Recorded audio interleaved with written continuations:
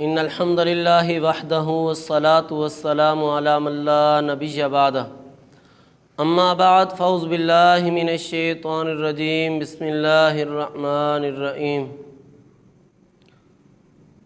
قال النبی صلی اللہ علیہ وسلم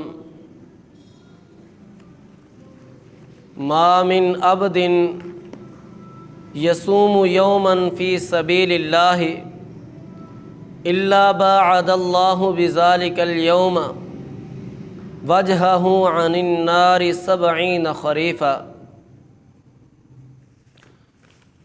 محترم ساتھیو، یہ ذو الحجہ کے دن بڑے عظیم دن ہیں۔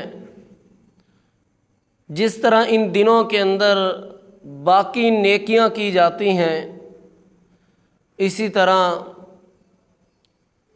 ان دنوں کے اندر روزے رکھنا یہ بھی سب سے افضل ترین عمل ہے اور اس کا ثواب بھی بہت زیادہ ہے۔ عام حالت میں روزے کی بڑی فضیلت ہے، تو جو ان دنوں میں روزہ رکھے گا اس کی فضیلت تو اور بھی زیادہ ہوگی۔ عام دنوں میں روزہ رکھیں، فضیلت کیا ہے؟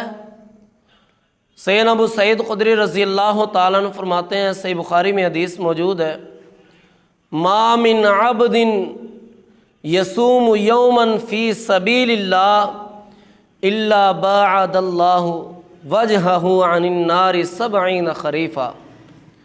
جو آدمی اللہ کو خوش کرنے کے لیے، اللہ کو راضی کرنے کے لیے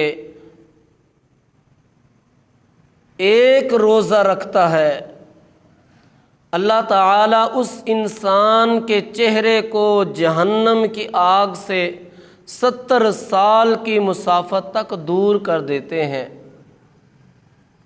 محترم ساتھیوں، کتنی بڑی فضیلت ہے عام روزے رکھنے کی کہ اللہ تعالیٰ اس کے چہرے اور جہنم کی آگ کے درمیان اتنا فاصلہ کر دیتے ہیں جتنا کہ 70 سال انسان سفر کر کے جاتا ہے۔ اور ذو الحجہ کے ان دنوں کے روزے رکھنا یہ نبی علیہ السلام سے ثابت ہے۔ سنن ابی داؤد کے اندر حدیث موجود ہے، شیخ البانی رحمہ اللہ تعالی نے اس حدیث کو صحیح فرمایا ہے۔ کان رسول اللہ صلی اللہ علیہ وسلم یصوم 9 یوم ذی الحجہ و یوم عاشوراء و 3 ایام من کل شہر۔ نبی علیہ السلام ذو الحجہ کے ابتدائی 9 دنوں کے روزے رکھا کرتے تھے۔ اسی طرح نبی علیہ السلام عاشورے کا روزہ بھی رکھتے۔ اسی طرح نبی صلی اللہ علیہ وسلم ہر مہینے کے اندر 13، 14 اور 15 اسلامی تاریخ کے روزے رکھتے۔ ان دنوں کو ایام بیض کہتے ہیں۔ محترم ساتھیوں، تو ذو الحجہ کے ابتدائی 9 دنوں کے روزے رکھے جا سکتے ہیں، ان کا بڑا ثواب ہے، بڑی فضیلت ہے۔ اب میں آپ بھائیوں کو یہ بتاتا ہوں کہ صرف اکیلے 9 ذو الحجہ کے روزے کی فضیلت کتنی بڑی ہے، یوم عرفہ کے روزے کی فضیلت کتنی بڑی ہے۔ نبی صلی اللہ علیہ وسلم کا فرمان موجود ہے صحیح بخاری کے اندر، صحیح مسلم کے اندر۔ آپ فرماتے ہیں، صوم یوم عرفہ احتسب علی اللہ ان یکفر السنۃ التی قبلہ او بعدہ۔ جو انسان یوم عرفہ کا روزہ رکھتا ہے، یعنی 9 ذو الحجہ کا، اللہ تعالیٰ اس انسان کو एक साल गुज़िश्ता गुनाहों को मुआफ़ कर देते हैं और एक साल आइंदा आने वाले गुनाहों को मुआफ़ कर देते हैं।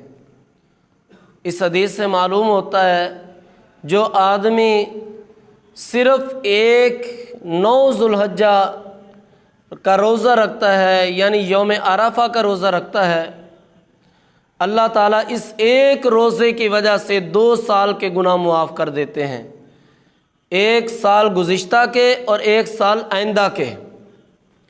यहाँ पे मोहतरम साथियों एक और बात भी मैं आप भाइयों को बता दूँ कि यौम अरफा का लफ्ज़ हदीस में आया है, ये दिन हमारे हिसाब से है या अरब के हिसाब से है, क्योंकि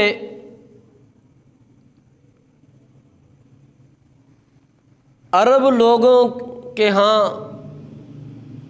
जब 9 ज़ुल्हज्जा होती है, यौम अरफा होता है, तो उस वक़्त हमारे यहाँ 8 ज़ुल्हज्जा होती है। तो ये यौम अरफा हमारा मुराद है या अरब लोगों का मुराद है? मोहतरम साथियों, ये यौम अरफा जो है ये हमारे लिहाज से मालूम मुराद है, और ये अरफा यौम अरफा 9 ज़ुल्हज्जा को होता है। इसीलिए 9 ज़ुल्हज्जा के रोज़े की बड़ी फजीलत बयान हुई है कि अल्लाह ताला इस एक दिन के रोज़ा रखने की वजह से 2 साल के गुनाहों को मुआफ़ कर देते हैं। अल्लाह ताला से दुआ है अल्लाह हमें ये अमल करने की तौफ़ीक़ अता फ़रमाए। व आखिरु दावाना अनिल हम्दुलिल्लाहि रब्बिल आलमीन।